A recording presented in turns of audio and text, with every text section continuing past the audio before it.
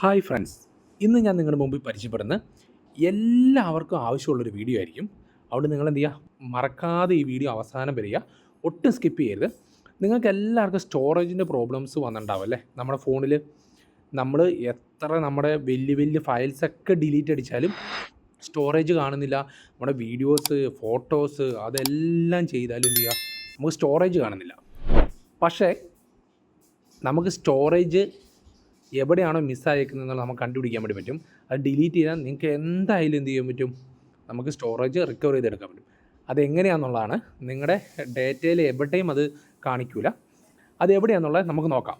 Okay, അപ്പം മറക്കാതെ ഞാൻ പറഞ്ഞ പോലെ ഈ ചാനലൊന്ന് സബ്സ്ക്രൈബ് ചെയ്യാം. അപ്പം നമുക്ക് നിങ്ങളെല്ലാവരും യൂസ് ചെയ്യുന്ന ക്രോം അല്ലേ? അപ്പോൾ ക്രോം ജസ്റ്റ് ഒന്ന് ഓപ്പൺ ചെയ്യാം.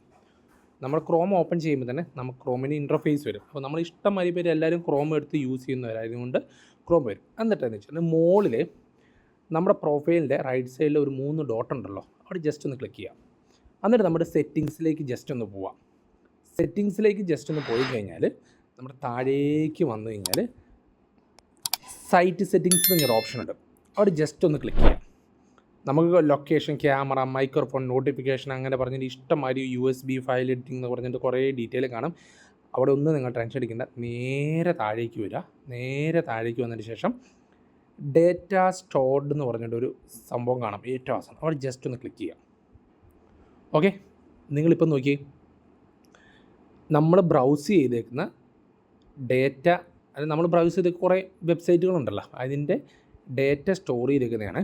നോക്കി, എൻ്റെ ബുക്ക് മൈ ഷോയിൽ എൻ്റെ 4.5 GB ആണ് സേവ് ആയിരിക്കുന്നത്. പിന്നെ നൈക്ക അല്ലെങ്കിൽ ഫ്ലിപ്കാർട്ട്, അജിയോ, ഹിപ്പി, അതിൻ്റെയൊക്കെ ഭയങ്കര MB കണക്കാണെങ്കിലും, MB ആണ്, KB അല്ല, MB കണക്കുകളാണ്. ചിലതൊക്കെ 1.7 GB അടക്കമുണ്ട്. അപ്പം ഇതെല്ലാം ഒന്ന് ഡിലീറ്റ് ചെയ്താൽ എൻ്റെ ഫോണിനകത്ത് നല്ല രീതിയിൽ സ്പേസ് കിട്ടും. നിങ്ങൾ ജസ്റ്റ് ഒന്ന് മറക്കാതെ ഒന്ന് കയറി നോക്കി. ഇപ്പം നിങ്ങളുടെ ഓൾറെഡി തന്നെ ഇതേപോലെ ബ്രൗസിങ് ഡേറ്റ ഇഷ്ടംമാതിരി, ചിലരൊക്കെ ഫോൺ എടുത്തിട്ട് ചിലപ്പോൾ 5, 4, 3 വർഷമൊക്കെ ആയവരായിരിക്കും. അവരെല്ലാം ഇതേപോലെ എന്ത് ചെയ്യുക, ഡേറ്റ സ്റ്റോർഡ് ആയിട്ടുണ്ടാവും. അപ്പോൾ എന്ത് ചെയ്യുക, നമുക്കൊന്ന് ക്ലിയർ ചെയ്യാം. ക്ലിയർ ചെയ്യുമ്പോൾ അപ്പോൾ എന്നാന്ന് വെച്ചാൽ ഞാനൊന്ന് ഡിലീറ്റ് ഓൾ ഡേറ്റ കൊടുത്തു. ഡേറ്റ കൊടുത്തപ്പോൾ തന്നെ എനിക്ക് നോക്കി എൻ്റെ സ്റ്റോർ ചെയ്ത് കുക്കീസ് അടക്കം എത്ര GB വന്നേക്കും നിങ്ങൾ ജസ്റ്റ് ഒന്ന് നോക്കി. ഏകദേശം 8.3 GB ആണ് എനിക്ക് വന്നിരിക്കുന്നത്. ജസ്റ്റ് ഡിലീറ്റ് കൊടുത്താൽ അതെല്ലാം ഡിലീറ്റ് ആവും. ഇനി അതല്ല, നിങ്ങൾക്ക് ഓരോന്ന് ഡിലീറ്റ് ചെയ്യണമെന്നുണ്ടെങ്കിൽ നിങ്ങൾക്ക് ജസ്റ്റ് ഒന്ന് ക്ലിക്ക് ചെയ്യുക. എന്നിട്ട് എന്ത് ചെയ്യുക, ജസ്റ്റ് ഒന്ന് ഡിലീറ്റ് ചെയ്യാം. ഓക്കെ, സിമ്പിൾ കേസാണ്. അപ്പം ഇതുണ്ടോ, ഇതൊന്ന് ക്ലിയർ ചെയ്തേക്കാം.